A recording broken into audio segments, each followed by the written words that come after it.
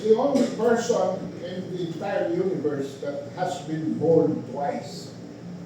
First in Leyte as Erwin Teshida Tulfo. And second, 2 years after, as Eric Sylvester Tulfo from Hawaii.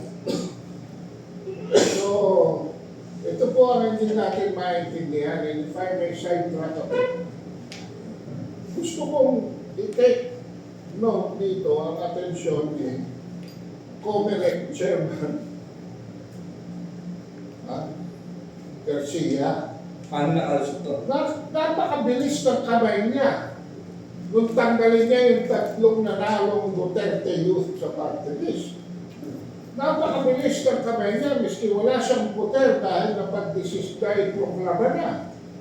At dapat ibigay sa House Tribunal ang issue nung kay Abante sa Congressional District sa Manila. Dahil proklamado na nga.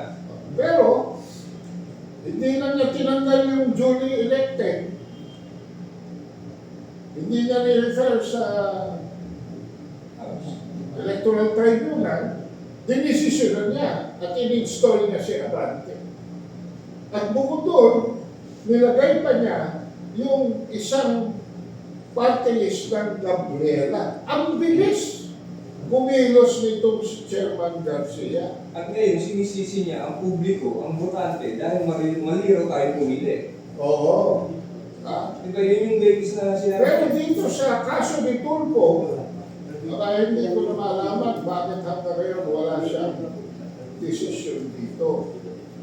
Now, tungkol naman doon sa sinabi ni Tulfo, yun baka kahiya na ang Chinese Embassy ang nag-correct sa kanya at nagsabi, hello, it's only the President of the Philippines who can declare as person of Contrata and can say that the ambassador should be sent back home.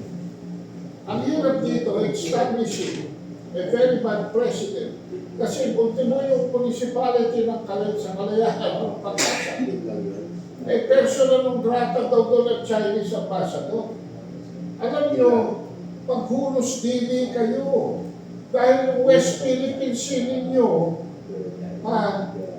labas na yung municipality nyo. Kung ito ay nakakarating sa Intelligence Municipality o Pag-asa, kayo po ay situated outside nitong claim ni Tariera na 200 nautical miles from Palawan.